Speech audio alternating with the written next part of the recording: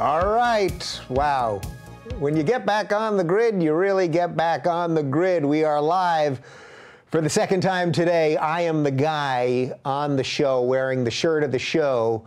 I'll get into that a little bit more in just a second. But I wanted to do just a live stream just directly with you guys. It was great to sit down with Ben, and I knew that was going to be fun. I knew it was going to be kind of cathartic. I knew it was going to be a little nutty. It was just going to be a little bit of everything because after not ingesting the news since August 1st, about 34 days, obviously I had missed a lot, but I also had time personally to kind of work on some things I wanted to work on, clear out some space in my brain. There was a 1 week period. So actually, the last week, so all of last week before I got back on, ended up being a work week. I wasn't on my computer and I wasn't, I wasn't doing anything obviously on social media or emailing or that kind of stuff. But I was taking a couple phone calls and we were doing a lot of work here because as of today, we launched a new website, daverubin.com, which we had been trying to get for at least 10 years, maybe 15 years. There's a Dave Rubin in the middle of the country somewhere who had this family website, but he slowly wasn't using it, or he was using it less and less over the course of a couple of years. We were finally able to get that from him, so we now have daverubin.com. So all things Rubin Report. You can still go to rubinreport.com. It's going to send you over to daverubin.com. And all things Rubin Report will be there. You can find out more about the show. You can also find out my live events. I'm back into stand-up again. I'm on tour with Peterson. Actually, I leave tomorrow morning to head out to Rochester tomorrow, then Long Island, my home island, on the 6th. Then we're up in Connecticut. Then on the 8th, I'm doing an event in New York City with Faisal Al-Mutar, who's been on the show, and with Eric Weinstein and a couple other people. I think Melissa Chen is hosting that one. Anyway, there's just a ton of stuff going on. It was just incredible to be away for a bit. You know, like I saw a couple people on Twitter. I actually only looked at my Twitter mentions once or twice today, but I saw a couple people like, oh, how can you say you're like a news person or in the news or whatever and take time off from all of this? Like, you know, that's not possible. And it's like, actually, I feel more clear on things now. I sense like a little bit of clarity with some things, and I think getting away from the noise is as important as being part of it all the time. And I think everyone could use a little bit of an escape more. I think part of the problem right now is that we don't have enough escape. So yeah, so launched a new website. We redid the set, which was a tremendous amount of work. So we wanted the set to look a little bit more like my house itself. We wanted it to be a little more slim and trim. Amira, can we jump to the wide shot for a second? Is that possible while we're doing this? So giving me a signal. Not on. We can't do it. Okay, we can't do it. That's all right. All right. Well, what we're going to do is I'm going to talk a bit about Patreon in a second, and we'll do some behind the scenes video stuff on Patreon. That'll show you that. Do a picture. There we go. We're going to do a picture. We're going to do a picture. Okay.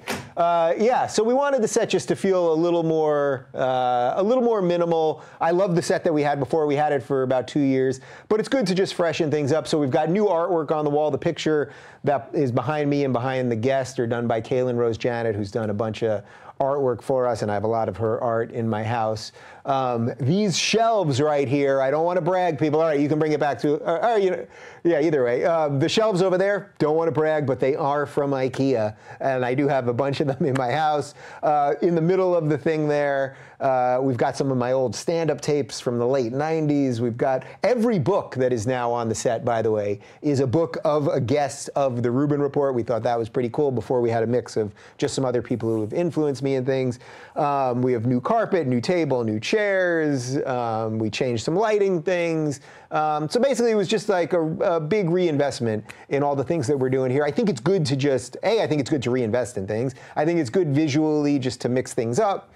And I think I just felt like doing something fresh after taking a big break like this. So new website, new set. You may have noticed we have a new theme song. So one of the things I was doing when I was off the grid was I was listening to a lot of music, and I've lately really been into non-vocal music. So just you know, like music, but no singing, no words. I get it. You love a girl, you lost a girl. Okay, it's all good. So I've really been into synthwave lately, which I really liked. I always liked these sort of long melodic, sort of futuristic-y, but kind of 80s throwback music interludes. That, you know, the movie Oblivion, I really love the soundtrack. Tron, the movie, I love the soundtrack. You know, there's a bunch of this stuff out there.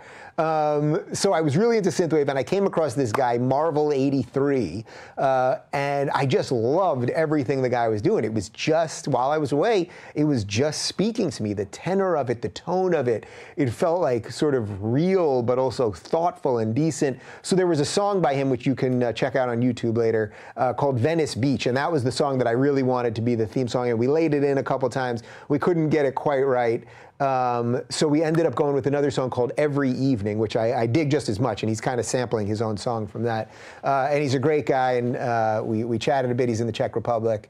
So Marvel 83, if you're watching, thank you for the song. So we reinvested in all that. And as you can see, we have a new graphics package, so the video that you saw when we came in, and the lower thirds, as we call them, when the guest name pop up, and swipes, and all kinds of other stuff is all new. But the real big thing, and then I'll take your questions, and I'll talk a little bit more about being off the grid and that kind of stuff. The real big thing that we relaunched today was we relaunched our Patreon. Now, we got on Patreon in June, I think, of 2016, and we were basically the first of these sort of political talk show things to be on Patreon. It was a lot of video game things. It was a lot of more anime stuff, I don't know, that kind of thing. And we jumped in, and I've told the story before, but the night before we launched, and we had left our jobs at Aura TV, we left our salaries and insurance and the whole thing. I said to David and Amir, I was like, look, this thing could go bust tomorrow. Like, maybe we really just screwed up, and I don't think we did, but we shall see. And within hours of launching, we realized that we were going to be okay, and the show has grown exponentially since then. We've expanded the team. We just had another hire, actually, over the summer, which is thanks to you guys on Patreon. So we just hired Helen, who is now my assistant and assistant to the Rubin Report, and she's just great, and I'm sure you guys will meet her at some point as well. And we're still looking to expand beyond that with some graphics people and some other things. So the show has just grown and grown and grown, and I'm really proud of what we've built. And what we realized, though, was we wanted to clean up Patreon because we were in so early that we did some things that maybe we wanted to do differently. You guys know I do this day. I do an 8 a.m. to 8 p.m. day once a month where I do these mostly one-on-one chats with people who are the very high-tier people. And we realized that because I'm on tour with Jordan Peterson now, and this is basically, we're rolling into 2019 on this. I'm about to do another like 50 stops with him, 16 in Europe, which is all on daverubin.com. I don't think the European stuff actually is there yet, because we're finalizing. I might miss one or two in the middle. But we've got all our dates on there and stand-up dates and all that. But the point is we're expanding, we're building everything we're doing, and we felt that I didn't have as much time to do the one-on-ones. And we wanted to change the tiers, so in many cases, if you are on Patreon and you're one of our patrons, you are now getting more for less. We're going to try to make the live streams and the AMAs, this kind of thing, a little bit bigger and more engaging. But also one of the things that I really realized when we were off the grid was that, look, the internet's great, social media, it's all good. You know, we can complain about it all the time, and obviously we all have issues with it, and people are seemingly acting crazy, and behaviors online are leaking into real life, and okay, all that stuff. But I do think that overall, the conversations that are happening, this is a net good. I still think it's a net good. But the trolls and the haters, not even the trolls as much, but just like haters and just all that stuff, are just ransacking everything. They're just like going through and destroying everything. So our feeling was, if we can build some real community on Patreon, where for, you know, a couple bucks, you can get in and, you know, we post all our videos there. You can chat with people who you might agree with, might disagree with, but do it in somewhat of a respectful manner. And if you won't do that, we'll just return your money and that's it. We thought it would be a cool thing to do. So that's why we launched Rubin Select, and we posted a video this morning all about that. So, you know, since we launched originally on Patreon, as I said, back in, I think, June of 2016, we really haven't done, I think maybe one other time we did a real push for it. But we do want people to know about it today, because by being on Patreon, you guys have allowed me to say no. I said no to at least 3 networks in the last year. that wanted me to join and be part of things. I've said no to bigger money offers, a whole series of other things, because I'm controlling what we do here, and we've got a great small business, and as I said, we're expanding, and that really is because of you guys. So here's what we're gonna do. So anyone, if you go to patreon.com/Rubin Report right now, anyone that donates any amount will get a live shout out on the stream right now. I've got a handy iPad here with all sorts of questions and a bunch of other things. So RubinReport.com/Patreon, and donate any amount right there, and you're going to get a live shout out. And then we are going to, I'm sorry. It's not any amount. It's level 1 or above. You'll understand it when you get there. Level 1 or above, I'm going to give you a shout out. If I did any amount, it would be completely insane, and I'd be screaming my head off for the next 5 hours. So, or if you increase up to level 1. And then let's just see. I want to get this all straight. Okay, if you join level 5 or above while I am live right now, I will Skype with you as a thank you after this show. That's right, I'm devoting the whole day to it today. And then I head back out on the road. So if you donate to level 5 or above, you're going to get a Skype one-on-one video thank you from me today. I promise you that. A couple just came in. John and Ben, thank you very much. And if you, so level 1, you're going to get a verbal shout out. Level 2, okay, why am I wearing this shirt? So this was our original Patreon exclusive t-shirt. So only people who are at the t-shirt level of Patreon for the last 2 years have this shirt. It's kind of fun because I see it out in the Peterson crowd. Sometimes people have worn it to stand-up shows and wherever else. I've seen 1 or 2 on the street. I saw one at the mall the other day. So if you donate, but we're not using these shirts anymore because now our new Patreon shirts are Rubin Select shirts. So these are the old shirts. We've got a bunch left over. So there's a limited amount because we're not going to be printing any more of them. So if you donate now, while I am live at level 2 or above, you are going to get the original Rubin Report Patreon t-shirt. That's right, we're going to send that to you. And the select members are getting the new t-shirt. That's at a higher level. Shout out to Jack. Okay. All right. So I want to make this a little bit about that kind of fundraising and talking about that, but I also want to answer your questions. I know you guys have a lot of questions about the off the grid thing and just catching up on everything and everything else. So let's go. Let's just start doing some stuff. And I'm going to go to Patreon first, though I will jump in on Super Chat as well. When is Kanye West coming on the show? I am pretty sure it's going to happen. Like, just give me a little time on it. It's one of these things. It's out there in the universe. This guy operates in the universe. We're going to make it happen at some point. Yo, Dave, where do you get your shirts, your dress shirts? I think they're awesome. So most of my dress shirts, I'm hesitant to say it because then everyone's going to start wearing them and then it won't look as cool. But most of my dress shirts are Ted Baker. There are Ted Baker stores. I think they're in Nordstrom or Bloomingdale's. But I've got about 5 of those on rotation that I really do dig, and I know people really like them.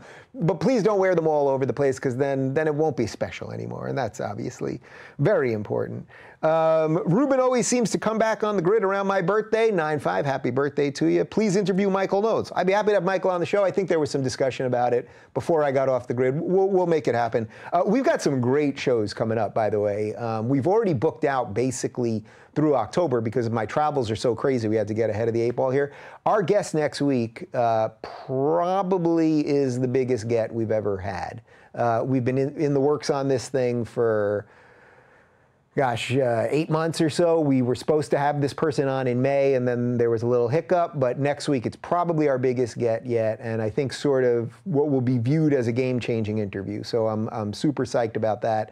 As I said, I head to Rochester tomorrow, then Long Island, then Connecticut. Then I come home for that interview. Then I head out to 4 different cities in Florida with Peterson. Then I actually have a couple days at my parents' house. Then I'm down in Grand Rapids. We're all over the place. So lots happening here.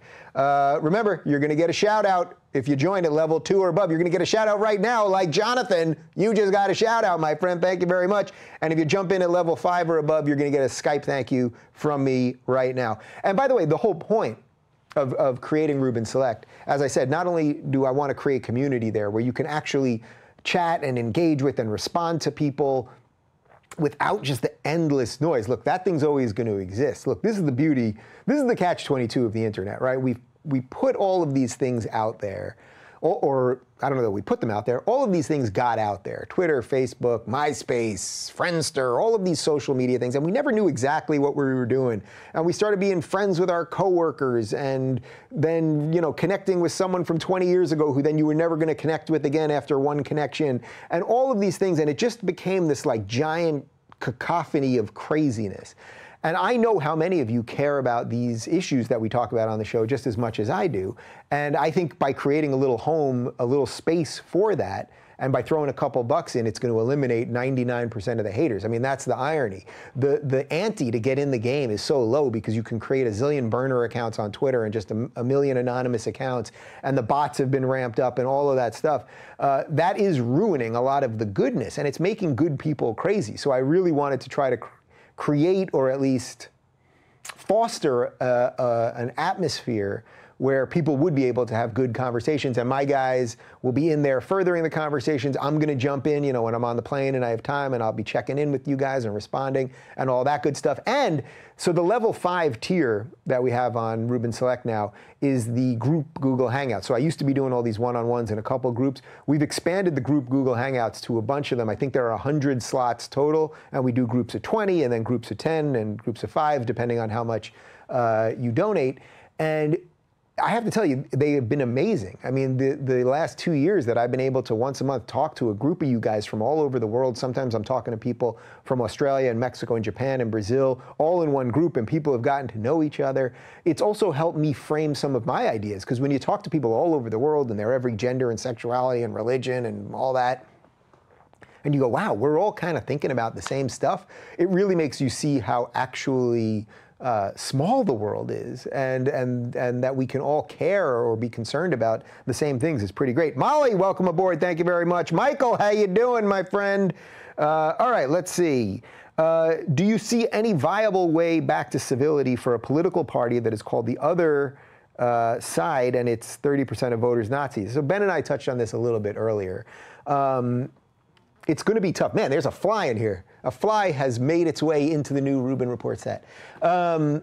It's going to be very tough. If your strategy and your go-to move is always to say that the other people do this because they're racist, it's hard to back out of that, right? And this is where the Democrats find themselves. It seems pretty clear to me after talking to Ben that there was no backing away from that, that if anything, it's just gotten worse. So I don't know how much worse it has to get. I mean, this is the million-dollar question. How much worse does this sort of collectivist, leftist monster have to get before it implodes? Now, look, it could implode if they do really badly in the midterms. It could start imploding, but I don't want to talk about this only through an American lens, because this isn't only an American phenomena.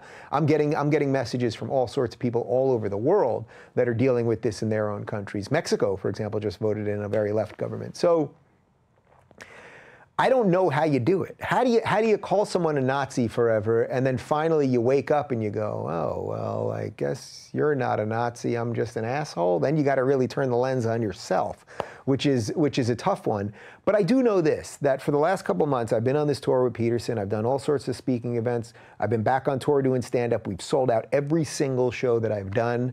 And I am meeting thousands and thousands of great people out there, and people who agree and disagree. And I'll have, one of the shows, we were in Seattle, I brought Eric Weinstein on. So what I try to do at the stand-up shows is I usually do about an hour of stand-up, and then I bring on one of the IDW guys. So I've brought on Eric Weinstein, I brought on Brett Weinstein, I brought on Christina Hoff Sommers. We have a special guest coming to the show in Salt Lake City, and a whole bunch of others. But in the audience, there was a black MAGA hat wearing Trump supporter, and I'm only mentioning his race because people seem to, if you look at the world through this lens, then this is important. And this white guy who happened to have a shaved head, so basically looked like a skinhead, and he was a liberal, right? So these people are flipping the script, and we kind of got into it, and I was playing with both of them in the crowd. They got up in the middle of the show and hugged. So I'm telling you, there are great things happening out there, and the media doesn't want you to see it because they want to keep you in this endless fight machine and just this hate machine and all this other stuff. But don't fall for it. Just don't fall for it, guys. All right, quick shout outs to Jeremy, Thomas, Noah, Ian, Jacob, Chevy, and Beth. Great names, people. All very short names. A lot of 1- and 2-syllable people right there. Okay. We're going to need some fly spray in here. I'm being attacked over here. Okay, here we go. I'm going to jump back into Patreon. Is there any chance of an IDW summit in the future to bring together all the thinkers everyone has come to be drawn to? While you guys collaborate very frequently and everyone's schedules are packed, it would be very exciting to bring together this group with their diverse fan bases for a large forum discussion. I can't say too much on this, but there are a lot of discussions about that. There are discussions not only amongst ourselves, but amongst a lot of representation. We're trying to figure it out. So also you got to remember, Jordan and I are now on tour basically through the rest of 2018, and then we're going, I think, to Australia in February of 2019, and then maybe one or two. I think it's going to end officially in March. Sam's doing live shows again. Ben just did a couple live shows. So there's like a tremendous amount to coordinate. The beauty of this thing is we know it's all working. Every single one of us that is doing this stuff is working, and people are coming out and spending their hard-earned money to listen to people talk about ideas. And as I said before, the shows with Jordan, those are the ones that I'm most familiar with, obviously, they've just been a true joy. I mean, they've been a true joy. A couple protesters here and there, and I've walked out and I've talked to some of the protesters and whatever. But we have to just coordinate a massive bunch of stuff. And also figure out what do we all want. You know, we all want and need different things. Some of us have shows. Some of us are academics who are now caught on the outside of that, Brett Weinstein and Heather Hying, for example. You know, somebody like Eric Weinstein, who's been sort of the architect of this whole thing. The guy's got a job. He works at Teal Capital. So we're trying to figure out how to figure out all of this and get all the parts right. And, you know, one thing I can tell you for sure is there isn't a lot of ego management. I know you think that maybe with all these big names and fan bases or whatever that you'd have like a lot of that kind of stuff. There really hasn't been any of that. We're trying to figure it out. I know a bunch of you saw that picture when the bunch of us, Rogan, Peterson, Sam, Ben, Eric, me, went out to dinner. It's like we just had a freaking great time and we barely talked about politics. We talked about psychedelics more than we talked about politics. So trust me, we're working on all these things.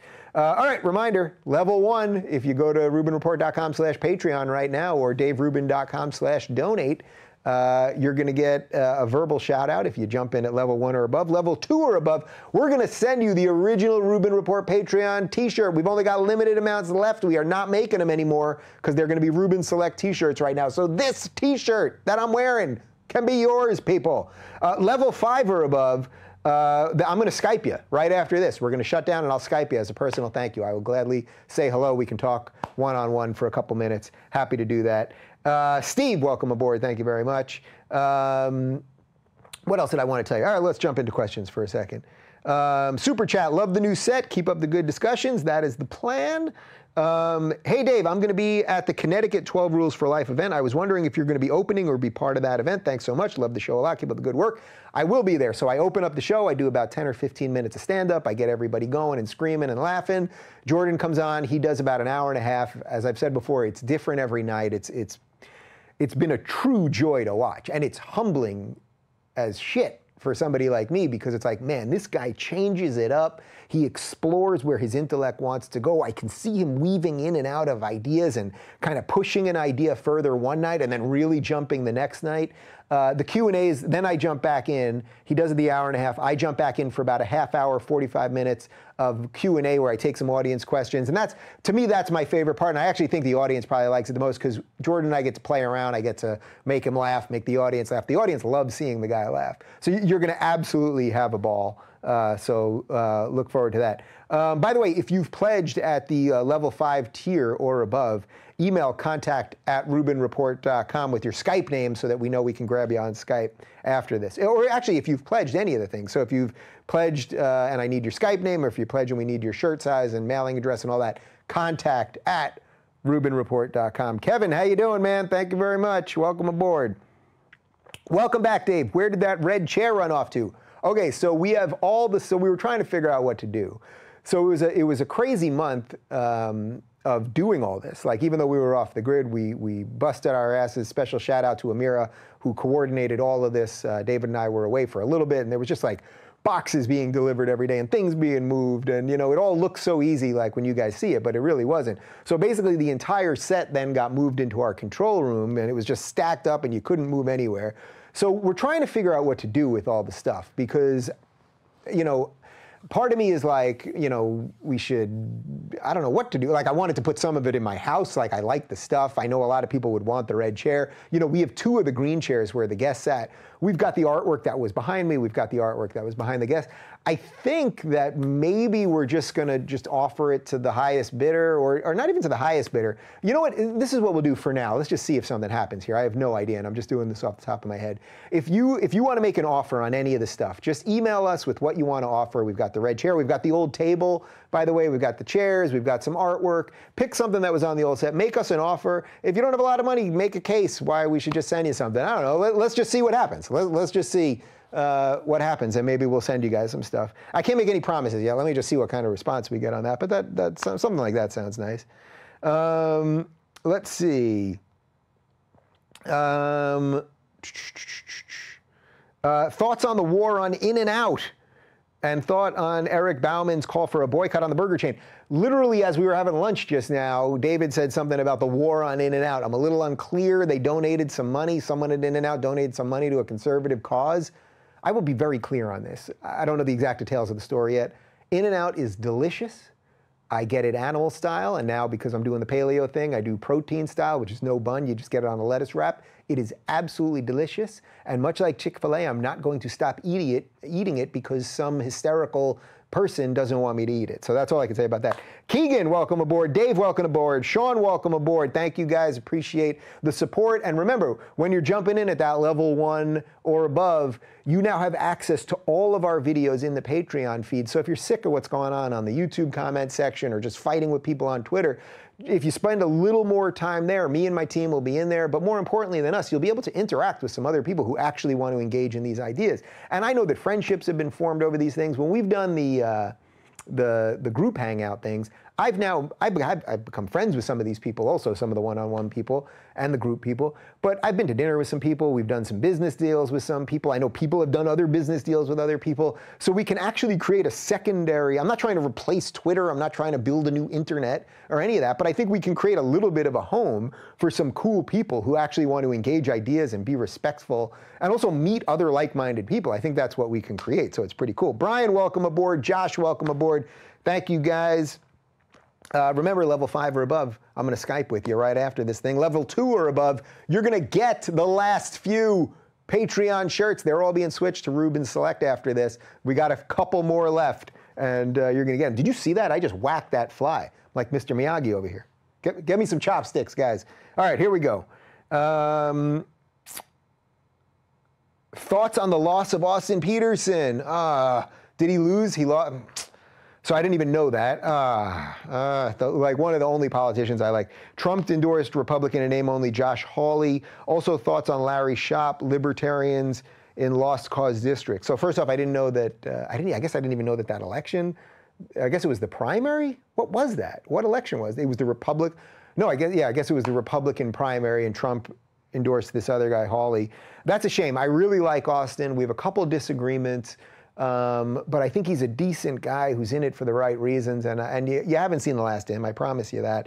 Larry Sharp I had on the show about 2 months ago. Really liked the guy, libertarian, running for governor of New York. I think he's got big ideas. I think he's pretty fearless. He's a good advocate for the ideas of libertarianism and limited government.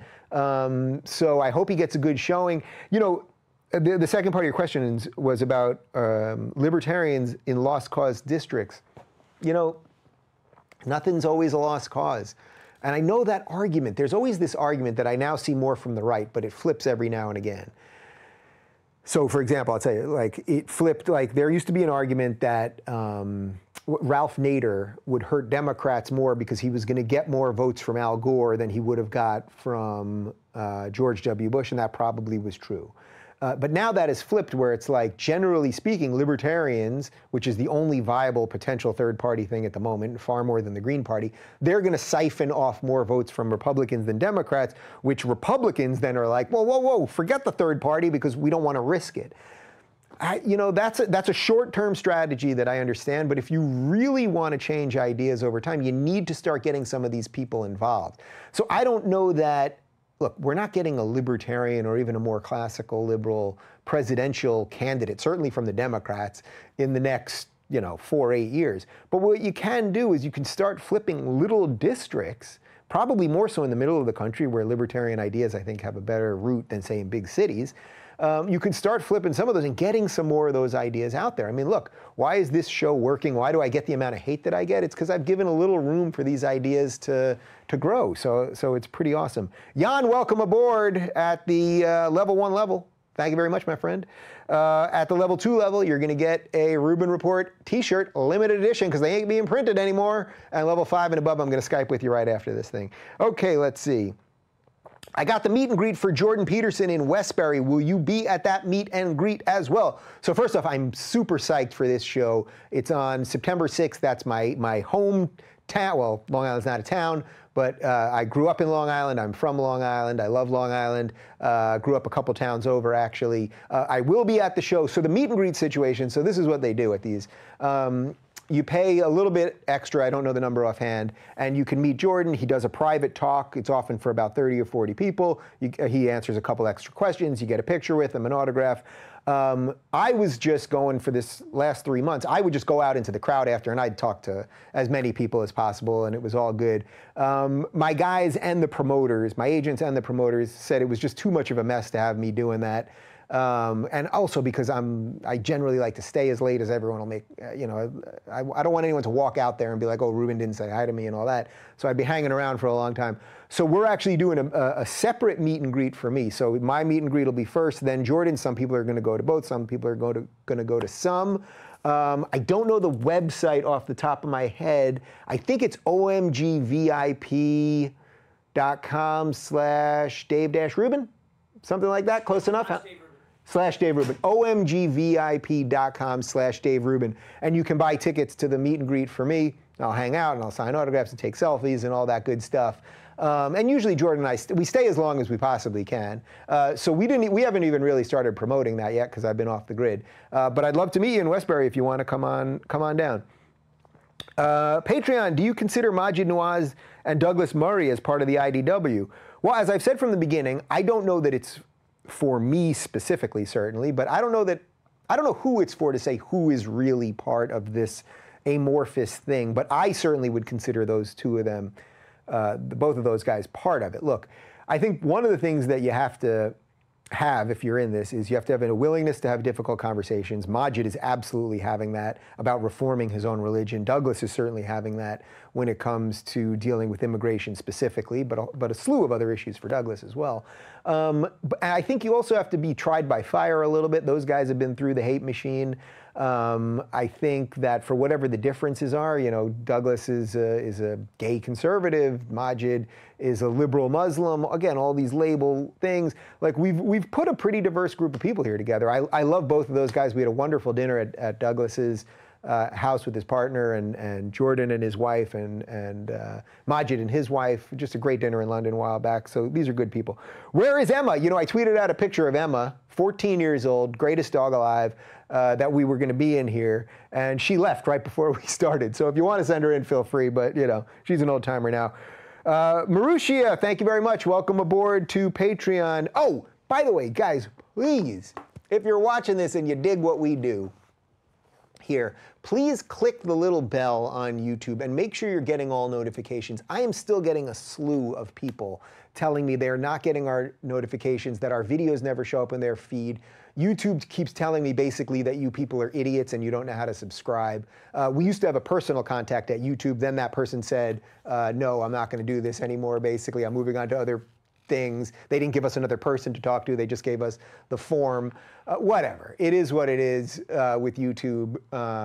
But please make sure notifications are on. Or I know people go weeks without seeing it, or people still get unsubscribed. We looked at our subscription thing today, and it's like it jumps, and then it lowers, and it jumps, and it lowers, and it keeps growing. But we know it should be growing a lot faster than it is, although it's growing quite fast.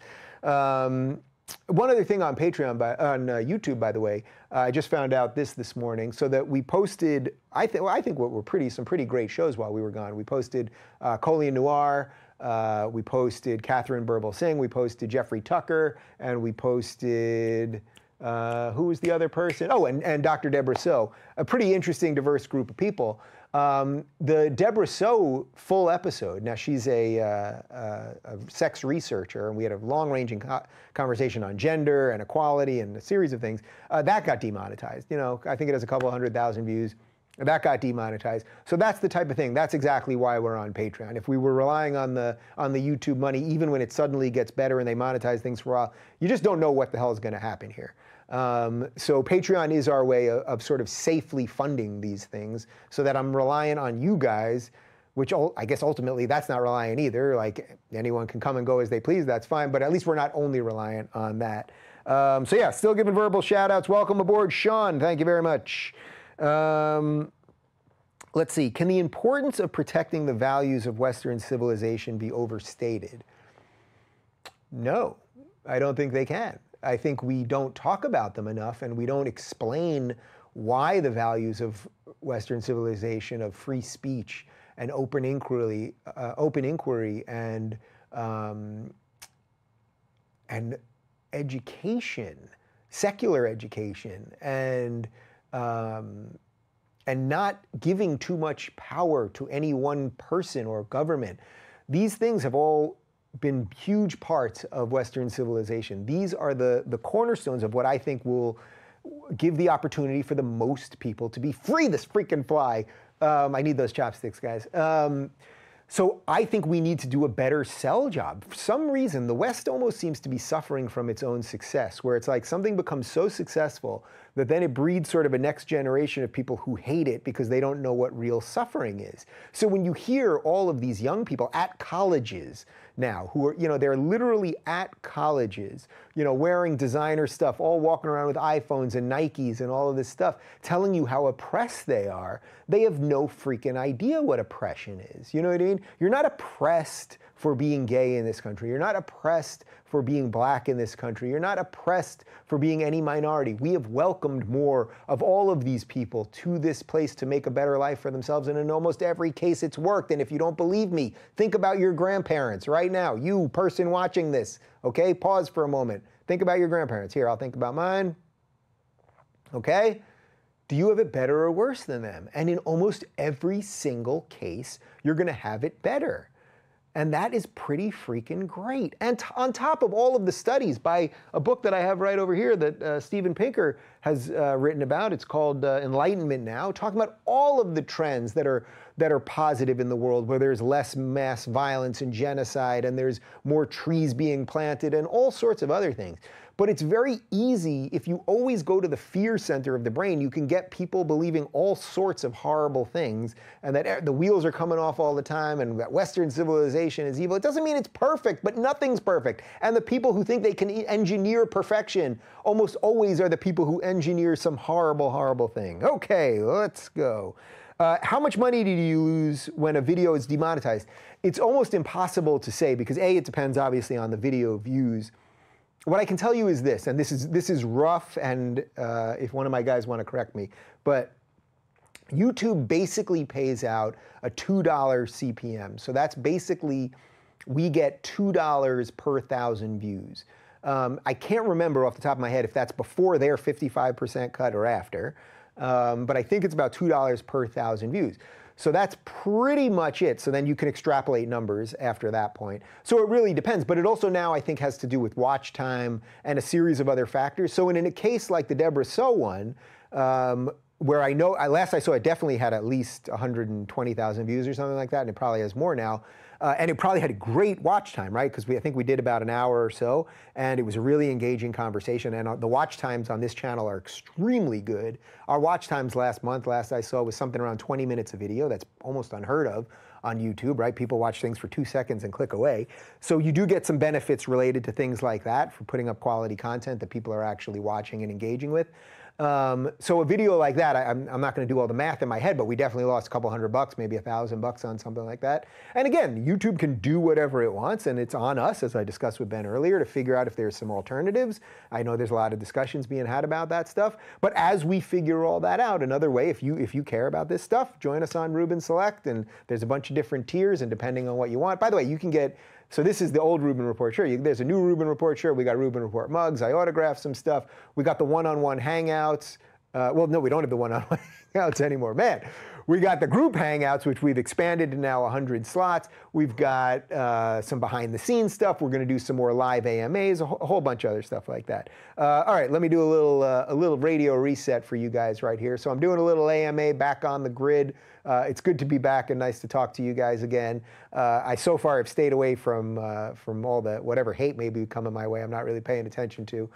Just having a good day here with my team and doing the live stream with Ben and with you guys. But what we are doing here is I wanted to tell you guys about Rubin Select, which is our new Patreon program. So you can go to patreon.com/Rubin Report or daverubin.com/donate. And depending on what tier you jump into, there's all sorts of different rewards. And right now, if you donate at level 2 or above, we're going to send you this t-shirt. Level 1 or above, I'm going to give you a verbal shout out right now. And level 5 or above, I'm going to Skype with you right after this. Or if you're a current Patreon and you just move up to one of those levels, we're good to go. All right, let's see. This is a good one on Super Chat. Imagine Trump didn't happen. What are your criteria for electing the next president in 2024? Are you leaning more liberal, conservative, or hopeful that libertarians will pose a serious threat to the establishment? Here's what I would love to see.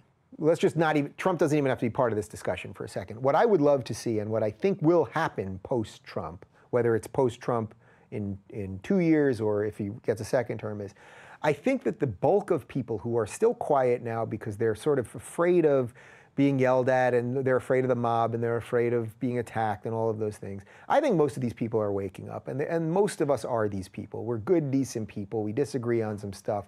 We feel, you know, everyone feels like everything is the worst. It's the worst it's ever been.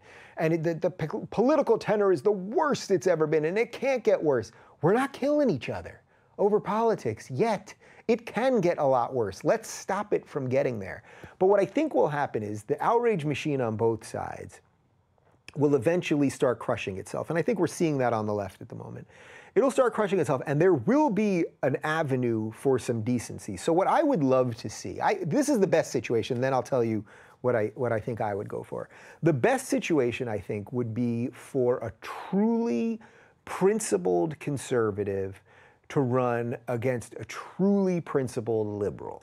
And what you would have by that is you could have a real limited government conservative who may be conservative on things like abortion and you know, would be for death penalty and a bunch of other things, versus a liberal, I mean an old school liberal, so I would say someone more from the classical liberal family, who believes in, there's some sense of limited government, but that the government, when done right, can do good things. Again, this is where I talk about why I still consider myself a liberal instead of a libertarian. But I'm always happy to have that conversation. And I get it. I'm very intrigued. I love talking to libertarians and the ANCAPs about how to disassemble the whole freaking thing. I think that's a really fun intellectual exercise. Where do you draw that line? Where is it a point where you absolutely need the government? That's an interesting intellectual exercise. I think there is a chance that we will have lanes for some decent people to come out of what feels like a real sort of crazy mess right now. I would love to have that debate, and I think we will get there. I actually do. If we don't just tear ourselves apart, which I don't think we're going to do. I know that's counter to what almost everyone is saying, but I really think we can get to a place where having a real fight over these ideas, a real fight over policy. Why is the death penalty right or wrong? Why is abortion right or wrong? Or why is it in the federal government's interest to even make it an issue? Roe v. Wade as a federal issue versus state issue. All of these things, whatever side you're on, we should be allowed to talk about these things. And that's why it's very cool, I think, when we look at the amount of people that are watching this show, watching Shapiro, listening to Sam, watching or listening to Rogan, it's like there is a massive group of people growing and growing and growing that are okay hearing different ideas, that are okay watching people debate ideas and argue over things and not hate each other. And I think as these people, and they're mostly young right now, as they gain more power and they gain more influence and they have more of the influential jobs maybe in mainstream, I think some good things are going to happen. So I'm very hopeful for that. Do I think ultimately a libertarian could pose a threat to the establishment? I think, of course the answer is yes, right? Like if you gave me the greatest, most charismatic, really principled, well thought out libertarian, I think those ideas really could win out the day in many, many cases, especially now where there's such tumult politically. Gary Johnson obviously was not that guy, and I hate throwing the guy under the bus because I think he's a decent human being, so I'm not throwing him under the bus. I'm just saying I don't think he was that guy. But if there was a really, really clever, smart, energetic, photogenic, libertarian, no, I'm not going to do it, by the way, people, out there, I think that would pose a real threat. And again, it's like, it's always, people always say, well, we want a revolution. Bernie, I want a political revolution. And it's like, a revolution, you can say political revolution because it sounds nicer, but the more these people talk about revolutions, think about it. If you live in America right now, do you want a revolution? Is it that bad that you want a revolution? Probably not. It doesn't mean we can't make it better. But the way we talk about these things is very dangerous. This is still a freaking good place, and I'm going to keep fighting to make it better.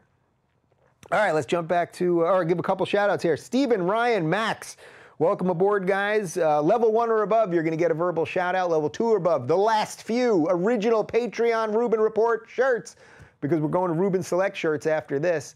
And level 5 or above, I'm going to Skype with you right after, patreon.com/Rubin Report and rubinreport.com/donate. And remember, the wider idea here is not only are you funding this show, but I promise you, once you download that Patreon app and look what's going on in the feed there and see those conversations, there'll be conversations that you want to be part of. And it doesn't matter if you're anonymous or using your real name, as long as you're doing it kind of respectfully and decently. And by the way, if a massive amount of trolls decide to suddenly pay me to ransack the place, we'll just boot them. I don't want their money.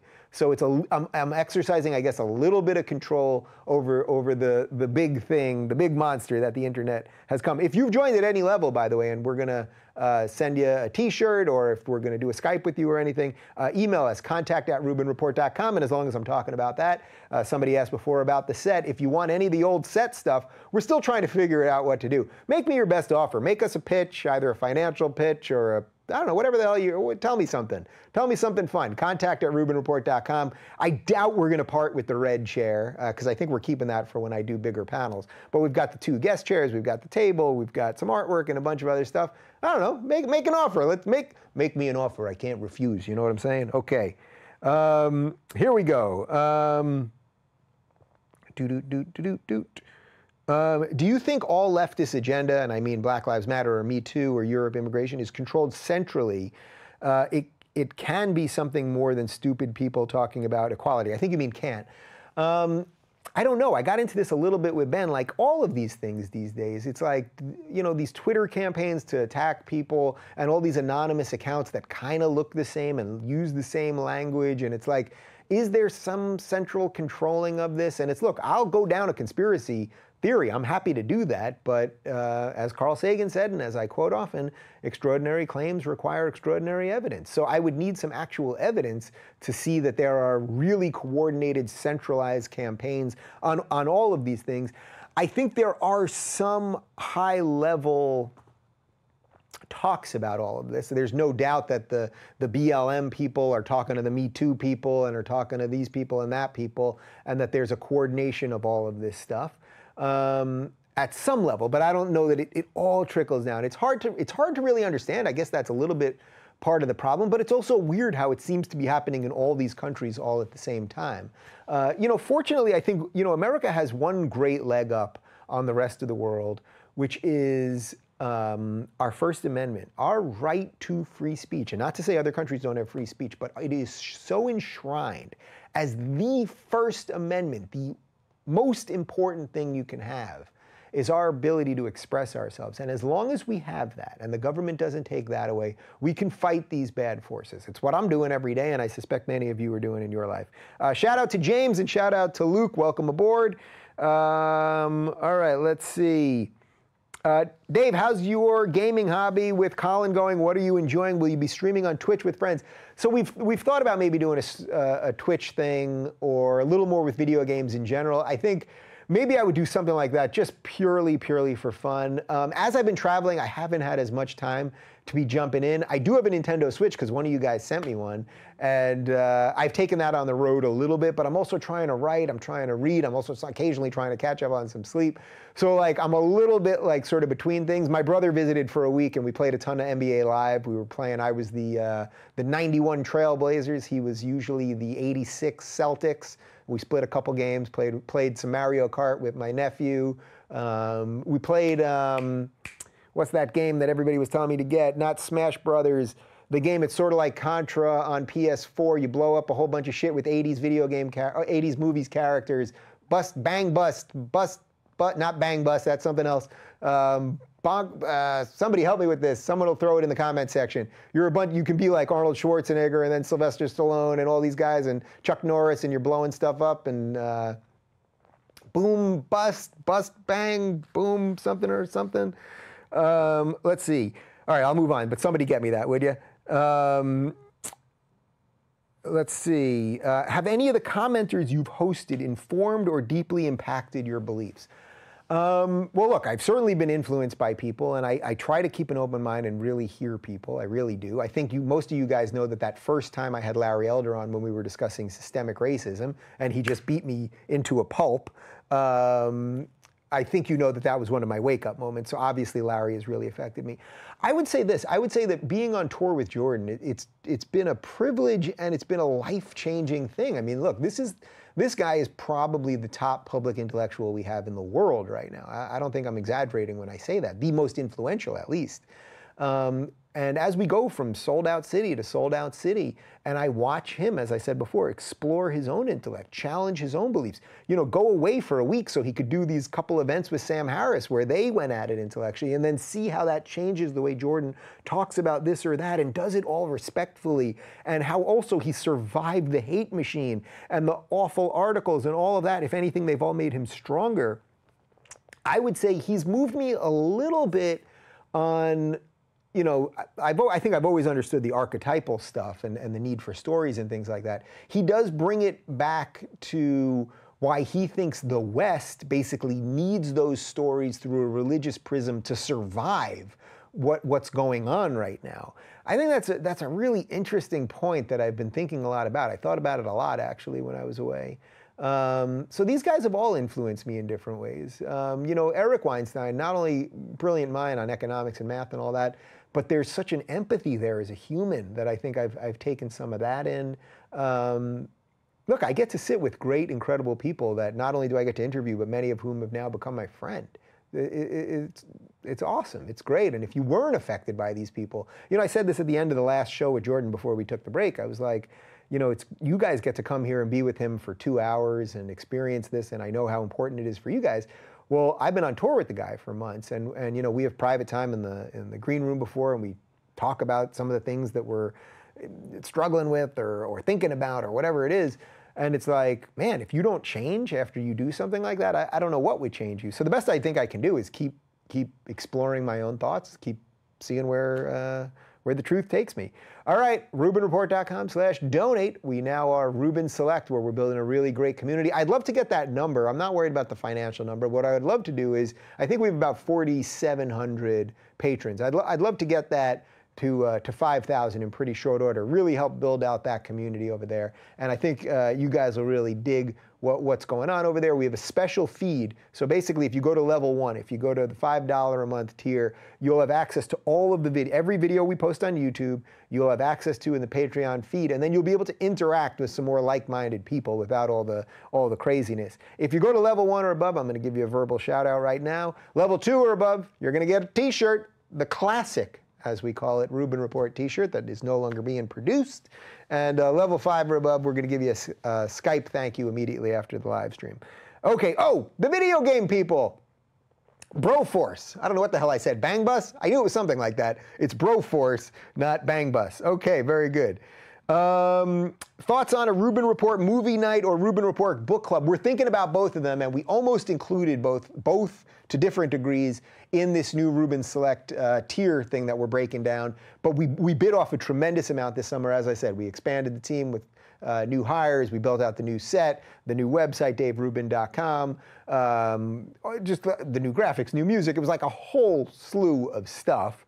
So we didn't feel we could lay that out and have it done properly immediately. But especially, I love the movie night one. The book one's great. The movie night, I just think maybe would be a little more fun and is a less of a lift for people. So just a little patience on that. I think you guys know we've been pretty positive. We've been pretty good, I should say, about following through with the things that I talk about here. So let's see. Keep believing in us, and we'll keep going. Patreon, how do you discuss ideas without hatefulness turning the topic negative? Because I'm losing people I considered friends over a rational question. Okay, I'm really glad you asked this. I get asked this all the time.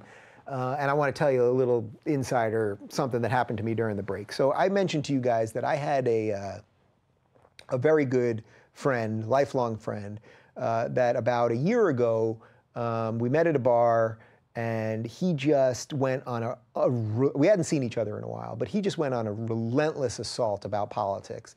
He's massively anti-Trump. He's a progressive lefty. Okay, fine, that's no problem. I was that, and I have many friends that are still lefties and all of that. But he went on this, what became a very personal attack to me. At one point, I paused him and I said, do you think it's possible that I believe what I believe as much as you believe what you believe? And he looked me straight in the eye and said, no. And I thought, this is crazy. This is someone I know my entire life. You're attacking my very integrity.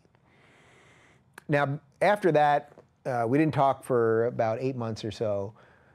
He sort of called me and left sort of a half apology. I actually paid the bill for both of us, and I just walked out of the bar. I've never done anything like that, and I think you guys know this is not how I conduct conversations, right? So I wasn't happy with it, but we basically lost contact for about 8 months. Over these last couple weeks, had this little break here. He and his wife came over for dinner, and in my mind, I was thinking, look, if he wants to go down that route again, then even me, even someone who is willing to engage in all these ideas, willing to talk to people I disagree with, but I won't be personally insulted or personally attacked. And I made it clear that I was off the grid anyway, so we weren't going to talk about current events. So we didn't talk about current events. We didn't get into any of that stuff. We just talked about kids and basketball and video games and whatever else there is, and movies and whatever. But my feeling was, if it goes down that route, well, then I got to end this. Like, I don't need a friend in this case who is just going to personally attack me. Like, I'm a decent human, but I'm not a punching bag. And I think that's how a lot of you guys feel too. It's like, you can keep making overtures to try to explain yourself. You can keep saying, well, I believe this and this and this, and that's different than you. And when the person goes, well, you're racist, and you go, well, I haven't said anything racist. You can only do that so many times when you have to have some self-respect. So I think this is a little bit different for everybody, but it's a really tough one, right? It's a really, really tough one. Where do you say, well, I cannot do this anymore, or I need a break from this, whether it's a friend or a family member or something else? I think the best thing that you can do is try consistently to be as human as you can with them. It sort of sounds cliche, like what does that really mean? But it's like, try always to really look at them, get close in there, look at them. And you got to tell me I'm a racist to my face because I believe in states' rights or whatever the hell it is. And it's like, their arguments have become really, really thin. And that's why they're so angry all the time. One other quick thing, we had another couple over here, and the boyfriend, who I'm less friendly with, who's again a big lefty, but I'm happy to do our thing. We got into it over politics, and he was really, he was coming at me with a lot of the just general talking points of the left, systemic racism, all of these things, and the Republicans are so mean, and da da da.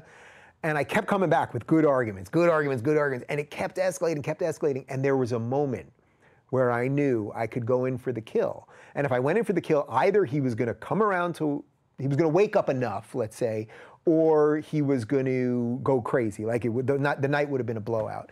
And because I was on this break and off the grid and everything else, I just wasn't up for it. So right when I had him there, I let it go. And we'll continue that conversation. So you got to figure out what works for you. But I know it's not easy, and it doesn't feel good to turn the other cheek all the time. And some point when you're getting abused long enough, you got to speak up for yourself. Okay, people, RubinReport.com/Patreon. I want to read off a couple more of your names. If you join in at level 1, I'm going to read your name right now, live shout out for you. It's also DaveRubin.com/donate. If you jump in at level 1 or above, we're going to do a verbal shout out for you right here. Level 2 or above, you're getting this shirt. Level 5 or above, I'm going to give you a Skype thank you right after this. Okay, you can go to RubinReport.com/donate and figure out what you want to do over there. Okay, and also, by the way, on these live streams that I'm going to keep doing, we're always going to prioritize the Patreon questions because so many things fly in that I'm going to give preference to the people who are the supporters, so to speak. Let's see.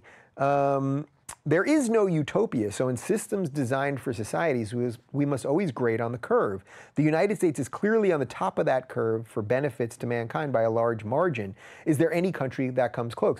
So I basically agree with you here. This is the line about all these people that want utopia end up bringing us to dystopia because they think if they can just manage everything with central planning and big government, that good people and good things will happen. Well, it rarely does when you keep giving power to some centralized thing that's above you. Okay, so in terms of benefits to mankind by a large margin, yeah, the United States has done more good. Yes, I know people love to talk about this or that.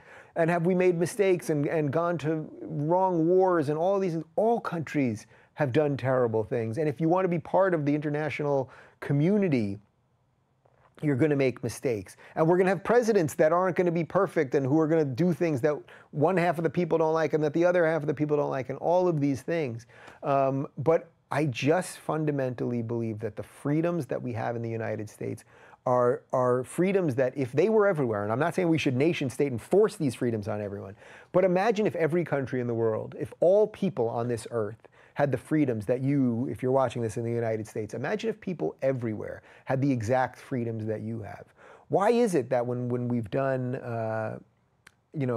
gigs in London or in Canada or in some other places, people are starting to become more and more concerned about free speech because they don't have the protections that we have. So we've got great things here, and we shouldn't forget them. And it doesn't mean you have to bow to the United States all the time. It doesn't mean you have to say we're flawless and all that. But it means that you have to respect what our founding fathers built, because they built something pretty great that gives more power to you than the people above you. And don't just give that up because it sounds good or it's easy. Shout out to Agnes, welcome aboard, patreon.com/Rubin Report. All right, so I'm gonna go a little bit longer and then we've obviously had a long day here. I got an early flight to Rochester and then we'll go from there. Let's see.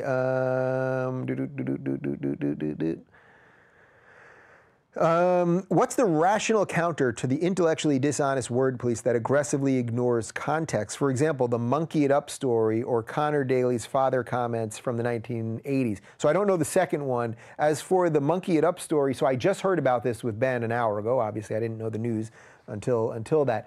You should watch the video where I give a good explanation on this. But look, Howard Cosell, as I mentioned, was fired from, I think it was CBS, after being basically the biggest sports broadcaster in the nation because he said something about a black football player monkeying around or something. And it turned out, because the guy had jumped over somebody else while playing football, and it turned out that that's what he used to say about his grandkids as they were like wrestling with each other. He used to call them monkeys. Was he racist? Is there a sensitivity there?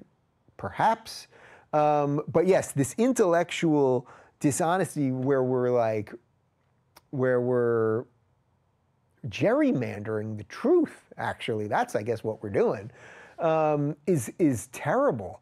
And someone should not be fired for a verbal gaffe. Look, it's up to a private company to do whatever they want to do. Okay, that's one thing. But unless you have a history of racism or do something that is truly, truly racist, not just use a word in a way that someone else doesn't like it, we're going to get to a place where everyone will be afraid to speak. Actually, that is one of the things that came up. When I would see people at the hardware store, or at Starbucks or whatever for the past month, and people would come up to me and they're has it off the grid and da-da-da. Many people would tell me something like, oh, I wish I could just get off the grid. I can't do it, whatever, my job, I can't do it. I don't know. I mean, everyone I think can do it at least for a little time, maybe not for a month. But a lot of people were saying how they've really self-selected out, that they're getting on Facebook much less, they're tweeting much less, they're checking news feeds less. Look, that's good in a short term at some level, because if you're distracted by that, or it's making you frustrated, or giving you a headache, or giving you short-term memory loss, or all sorts of things, okay, all good to control that. That's fine. Where it becomes bad is if all the good people start self-selecting out, then we got all the bad people and the haters and the angry people that are running the whole conversation. Now we got a problem there. Again, this is partly why we wanted to do this Rubin Select thing, because I think we can start building some community around some of the right ideas. So it's rubinreport.com/donate or patreon.com/Rubin Report. Kirk, thank you. Mike, thank you. All right, here we go. Level 5 or above, I'm going to Skype with you right after this. Level 2 or above, you're going to get this Rubin Report t-shirt, which is not being printed anymore. Level 1 or above, verbal shout out right now. We'll do maybe 10 or 15 minutes more here. So get in some good questions here if you can. So if Trump can avoid any major scandal and keeps us out of war, what chance do you think he has of being reelected in 2020? So I'm just catching up on some of the stuff that Ben enlightened me on that's happened with Trump over the last little while, with this Michael Cohen stuff and the rest of it. I would say, short of being impeached, if the Democrats win the House by a landslide and then just impeach the guy, short of that, if the Democrat path is to keep going down with the Democratic Socialists, then I suspect Trump will be reelected. I think that fringe thing, which seems like it's mainstream because the mainstream loves it, but it's a fringe set of lefty ideas. Progressivism is not mainstream. Most people do not buy into this. Most people do not buy into identity politics. Most people do not buy into big government. Most people don't. They want to live and let live, and that's it. And I think the Republicans are better suited to carry that mantle. They fail at it often, and they fight. They'll tell you about low taxes and low spending, and then they never freaking do it. But they've got a little bit of a better insider track on that than the Democrats. If the Democrats decide to become a little more moderate, find some old decent liberals, find their JFK, find their Daniel Patrick Moynihan, et cetera, then I think there's a chance. But I don't think anyone, well, let's look at it this way. I don't think anyone that voted for Trump in 2016, if the Democrats keep going down that road, is going to be like, oh, the Democrats are the better option than this, right? If the economy's okay and we're not in an extra war and there's been no major terror attack or something that's really a game changer that we can't figure out right this moment, I don't think anyone that voted for Trump is going to go, oh, that's much better. I was wrong last time. That's much better. Now, the issue will be is if the Trump people or the Republicans or conservatives, or whatever, if their voters just don't come out because they're just depressed, they're like, we don't like Trump anymore, we don't like this thing, but we're just not going to vote, and then the Democrats are really enthused, well, then that will happen. So there's really no way to fully predict any of this. As I said to Ben, these off-year elections, the 2018 thing, conventional wisdom is that there's going to be a massive blue wave. Again, I don't think that people who are generally conservative or old school liberal or libertarian are going to look at the Democratic alternative, which used to be a little more moderate but now has gone really left, and go, that's better than this, even if this thing is extremely imperfect and surrounded in mystery and all sorts of weird things. But if the people that like that don't vote, well, then you just don't know. All right, guys, about 10 minutes more, patreon.com/Rubin Report or rubinreport.com/donate. We're building up our community on Rubin Select, which is our new Patreon program, and there's behind-the-scenes videos, there's live AMAs, there's these big group hangouts where I get to talk to small groups of 20 of you at the same time, or 10 of you, or 5 of you, depending on what level you jump in at. And I talk to people all over the world on video. Everyone sees everybody. It's real cool and fun and really, really great. So hopefully you guys will jump in on that. If you like these ideas and you want to throw in for what probably costs you 1 beer, get in on it. Okay, here we go. What about NASCAR driver Connor Daly? Lost his sponsor because of something his dad said before he was born. So I haven't heard about this yet. That sounds completely bananas, but very much the sort of where we're at in 2018. But that sounds completely insane. Can you please have guests on about Comic Gate and Star Wars? What are your thoughts on how these things are filled with identity politics? People have asked me this a little bit before. Look, Last Jedi just sucked. I didn't want it to suck, but there were so many sucky things in there that I can't even begin to, just real quick, in terms of suckiness, who the hell's Snoke? You're not going to tell us, really? How is he not Darth Plagueis? Just boring and lazy. The way they kick the can down with Rey's parents, ridiculous. The purple-haired Laura Dern shouldn't have been in the movie. That should have been Admiral Akbar as an aging, old admiral who doesn't have any ideas left. That's what you're thinking the whole time. And then at the last moment, he does this amazing maneuver and blows up one of the Star Destroyers, but instead you have this character that you just met that you don't care about, who's a big celebrity, and it's like Akbar gets killed off camera. Leia, there's no force in space, stupid. Why did Luke project himself there, force, if he was going to die anyway? Why not have the fight? Have the freaking fight and die. Pull an Obi-Wan and let yourself die at the last moment. So many stupid things. The freaking gambling planet, which was utterly pointless. Blech. All that aside, the identity politics part of it actually is quite annoying as well. It seems as if the way they framed it is these are all white, generally older, but white men, right? That's what the First Order is, white men. And they're fighting this diverse group of young people who just want freedom. And it's like, we get it. We get what you're doing here. Just, you know what, though? I loved Force Awakens, and I think JJ can clean this thing up. All right, shout out to Leo. Oh, I'm specifically told here not DiCaprio.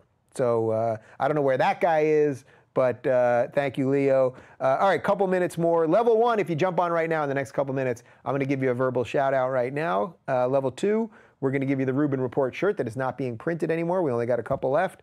Level 5, we're going to give you level 5 or above. I'm going to Skype with you and thank you right after this. Okay, let's see here.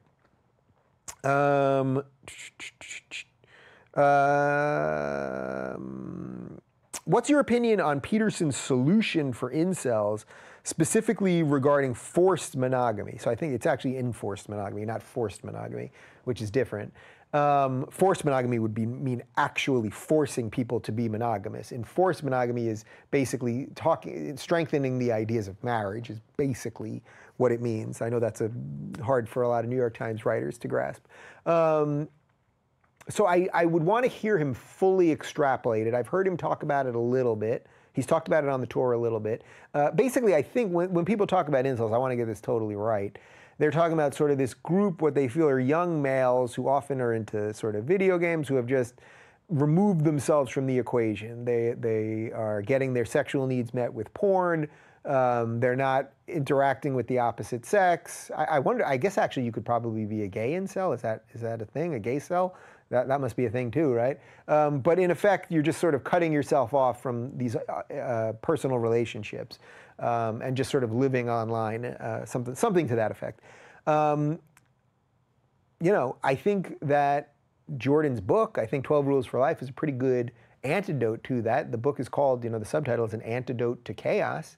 And really what he's talking about there is get your life under control. Want to fix the world, but guess what? You can't do it if your room's not clean, and that's just sort of a metaphor for some bigger things.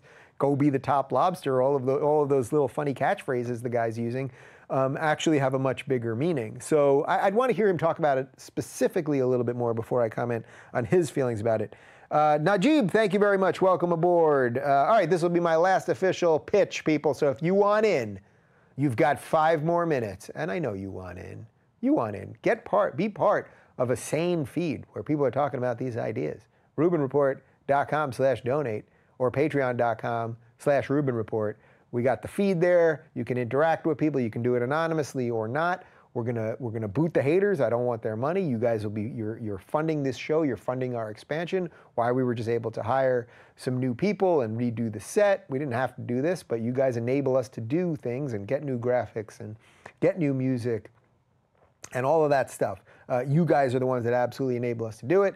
And we got some slots open at the level 5 or above tiers where you can get in the Goop Google Hangout. I do this monthly. I chat with you guys all over the world. Video chats, we talk back and forth and all that good stuff.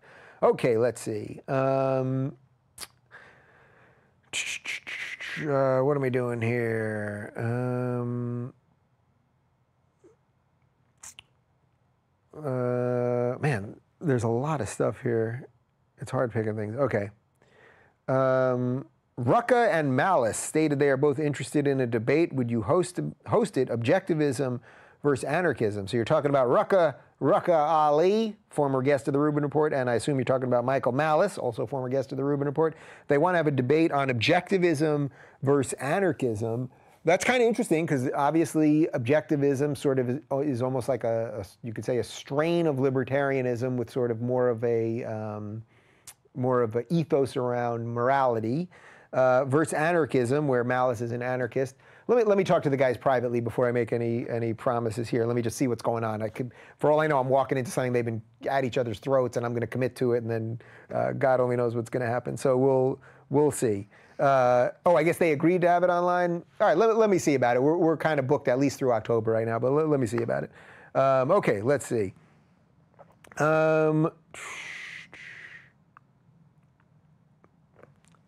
Oh, this is interesting. Are property-based ideals, libertarianism, laissez-faire, etc., in need of an update because of the advent of products which don't fall under laws of production, software, automated services, etc.? That's interesting because now we've got sort of these decentralized things and these things that don't need constant more and more production, and we're in, look, this is sort of ancillarily related to when people are yelling about $15 minimum wage.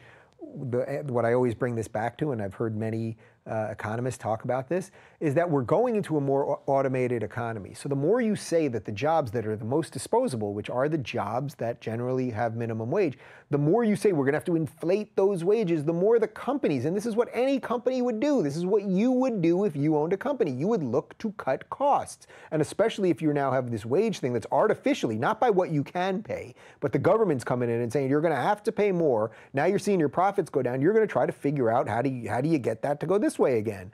Well, how are you going to do it? You're going to fire all your employees at McDonald's and order with iPads. We see this happening with fast food joints already. I've seen this happening at a whole bunch of, I've been traveling all over the country. I see this happening at all sorts of places now where you don't talk to people. You just press in buttons and then then one guy at the end hands you something, but that guy can be replaced too.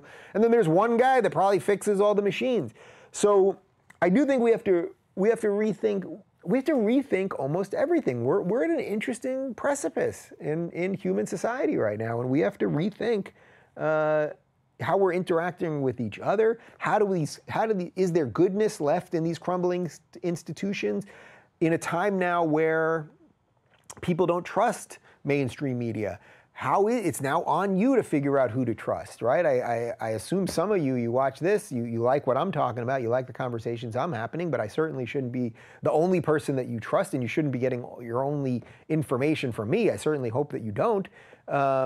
So we have to explore all sorts of new things, but that's why I'm so hopeful for everything right now. It's like, there's such hope, there's such energy. If you see, I read all these articles and it's like comedy is dead and television is dead and there's nothing new or original. It's like, man, with such chaos right now, or perceived chaos, you can be creative. Come to one of my stand-up shows, see what's going on. I'm barely doing a set.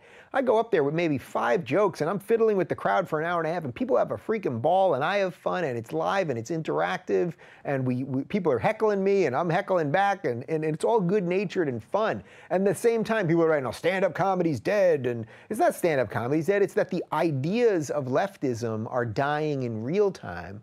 And because so many comics come from that line of thinking, now they've moved over to whining about it because that's also part and parcel of the whole thing. Lance, I want to give you a shout out. All right, people, 2 minutes more. Who's going to wow me?